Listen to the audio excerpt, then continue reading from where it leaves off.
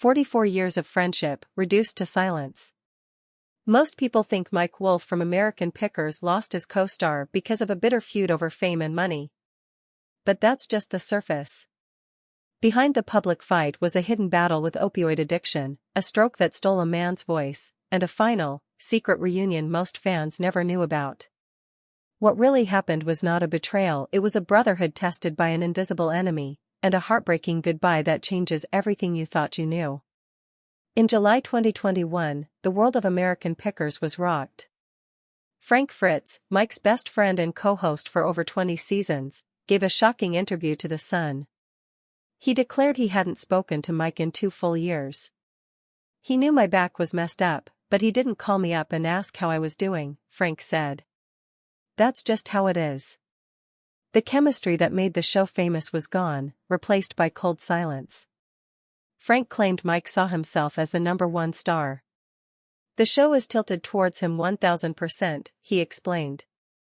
"I can't even bend that far down to show you how much." He compared their relationship to Aerosmith. Mike was Steven Tyler, the frontman, and Frank was just the second guy. He even suggested Mike wanted to replace him with his brother Robbie. For fans, it looked like greed had destroyed a 40-year friendship. The rumor mill ran wild. Some fans called Mike arrogant. Others said Frank was bitter and jealous. No one knew the truth. What everyone missed was the real story hiding underneath. Frank had left the show in 2020 after hurting his back while moving things around his home. He had undergone major back surgery. The recovery was not going well. But the public didn't see any of that. All they saw was 2 brothers who had built an empire together, now refusing to speak. It felt like a betrayal. It felt like the end of something special. But here is the thing. Mike never actually walked away from Frank. Even when Frank was saying terrible things about him, Mike stayed quiet. He never fired back. He never defended himself publicly. That silence confused everyone. Why wouldn't he fight back? Why would he let the world believe he was the bad guy? Mike later explained, "There was a lot of noise." That's a nice way to put it. He stayed quiet because Frank was fighting something much darker, and Mike knew the hurtful words were not really Frank talking. The answer was more painful than anyone could imagine. The simple story of a feud was not true. The conflict was a symptom of a much darker disease.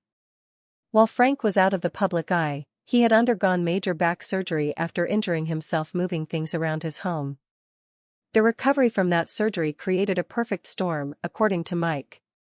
Frank became addicted to opioids, and that is when everything changed.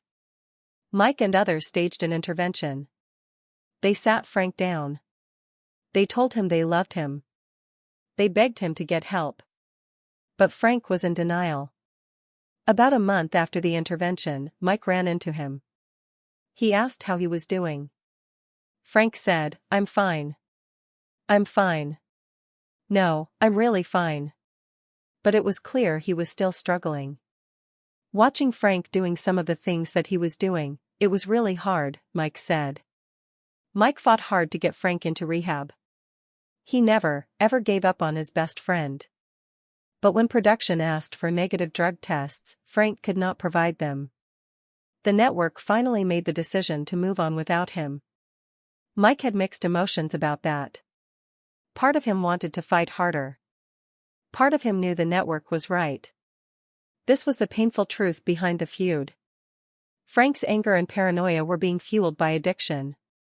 It made him push away the very people trying to help him. Losing Frank's friendship at that time was like losing a brother, Mike said. But he also knew something else. The hurtful words Frank spoke were not really Frank. It was the addiction talking. In July 2022, the worst happened. Frank was found unresponsive in his Iowa farmhouse after suffering a severe stroke caused by cerebral vascular disease. He was hospitalized, could barely speak, and his health hung in the balance. He would never fully recover.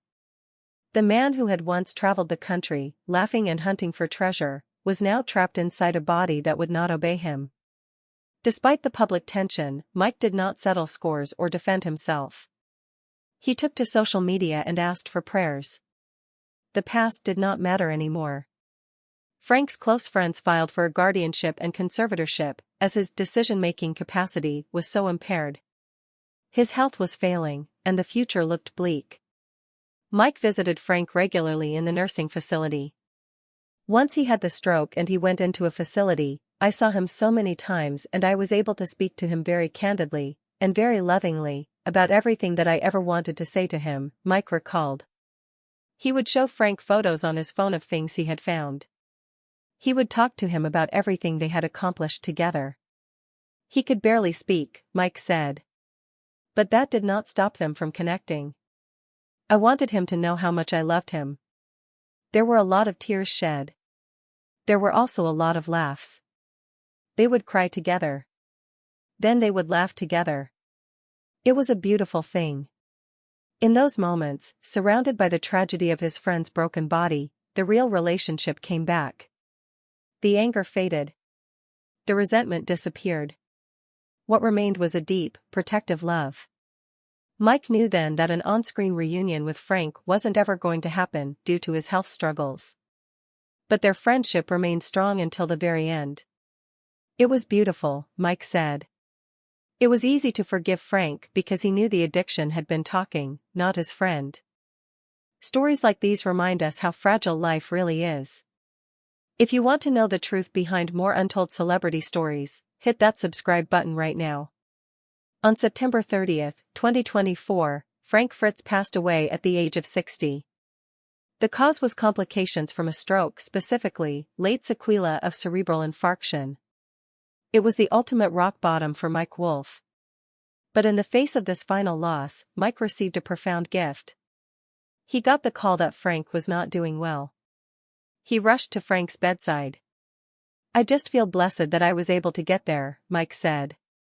"I was there for about an hour before he passed," Mike recalled. He was holding Frank's hand and rubbing his chest when Frank took his last breath. Mike's mother was there. So was Frank's late mother's best friend, Annette. Frank was surrounded by love. After Frank passed, Mike gently took his fingers and closed his eyes. It was a sacred, heartbreaking moment.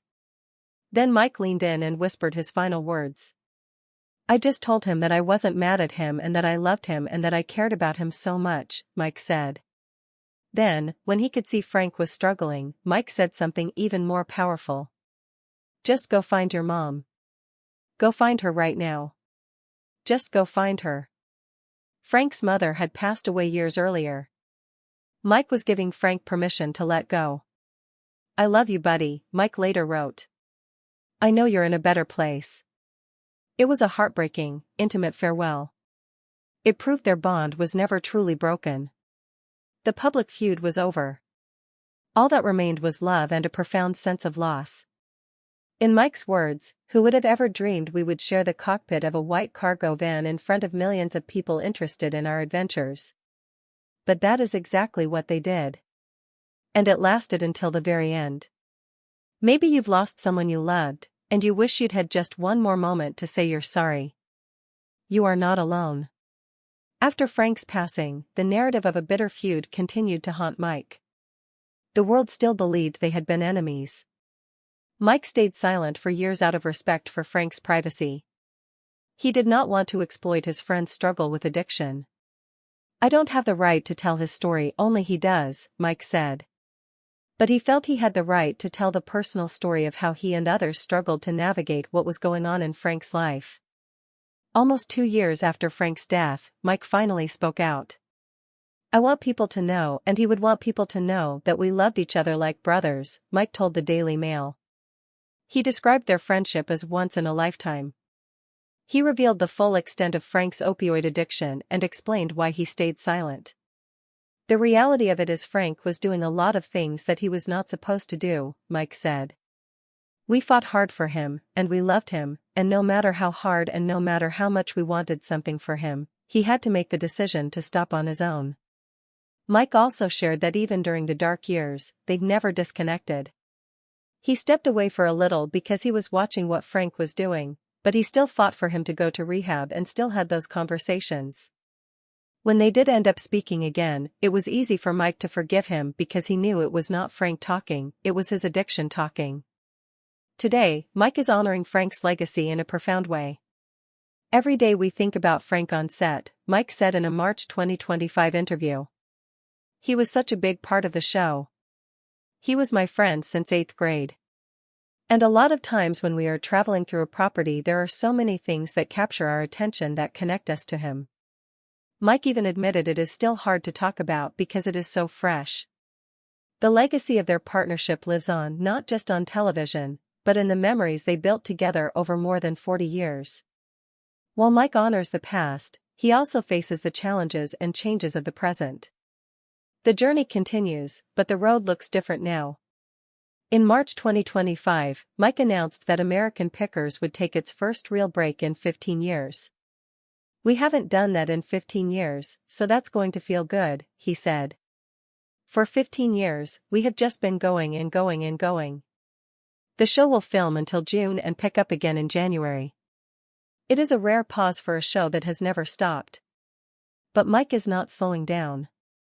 In February 2025, he launched a brand new series called History's Greatest Picks with Mike Wolfe. This is not the same show.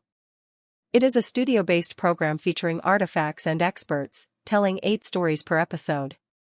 Mike sees it as a tribute. "I owe him so much for believing in me for the first show, and now I owe him so much for the opportunity for this one," he said of Frank. Frank never doubted the dream. The new show explores legendary treasures and their stories, from Steve McQueen's Mustang to other hidden gems. Every day on set, Mike thinks about Frank. "He was such a big part of the show. He was my friend since 8th grade," Mike shared. When he travels through a property, so many things capture his attention and connect him to his old friend. "It's kind of hard to talk about because it's so fresh, but he is with us in spirit every single day," he said. The loss is still raw. There is also an unexpected crossroad. In April 2025, Mike made the tough decision to close the Nashville Antique Archaeology store after nearly 15 years. "This place has meant the world to me, not just the brick and mortar, but the people. The community," he wrote. He is moving back to his roots in LeClaire, Iowa, to be near his 81-year-old mother. "Everything I've ever known is there," he explained. The original LeClaire store will remain open, and the brand continues online. It is a return home. And there is more. In September 2025, Mike and his girlfriend Letitia Klein were in a serious car accident in Tennessee. They were in a vintage Porsche for a photo shoot when they collided with an SUV. Mike suffered a broken nose, knee, and wrist injuries. Letitia was airlifted to the hospital with more severe injuries. Both are now recovering. Even in the face of this, Mike is working on a new History Channel project. The journey Mike started with Frank continues. It continues not just in a van, but in the stories he shares and the history he preserves. They knew each other for more than 40 years. They traveled countless miles together. And at the very end, Mike was there, holding Frank's hand, telling him he was loved. That is the real story. Mike is carrying that legacy forward, one pick at a time.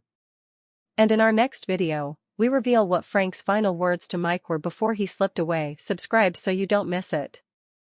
While Mike honors the past, he also faces the challenges and changes of the present. The journey continues, but the road looks different now. In March 2025, Mike announced that American Pickers would take its first real break in 15 years. "We haven't done that in 15 years, so that's going to feel good. For 15 years, we have just been going and going and going," he said. The show will film until June and pick up again in January. It is a rare pause for a show that has never stopped. But Mike is not slowing down. In February 2025, he launched a brand new series called History's Greatest Picks with Mike Wolfe. This is not the same show. It is a studio-based program featuring artifacts and experts, telling stories across 8 one-hour episodes. Mike sees it as a tribute. "I owe him so much for believing in me for the first show, and now I owe him so much for the opportunity for this one," he said of Frank. Frank never doubted the dream. Every day on set, Mike thinks about Frank. He was such a big part of the show. He was my friend since 8th grade, Mike shared. When he travels through a property, so many things capture his attention and connect him to his old friend. It's kind of hard to talk about because it's so fresh, but he is with us in spirit every single day, he said. The loss is still raw. Then came September 12, 2025. Mike and his girlfriend Letitia Klein were in a serious car accident in Columbia, Tennessee. They were in a vintage Porsche 356 for a photo shoot when an SUV pulled out from a side street.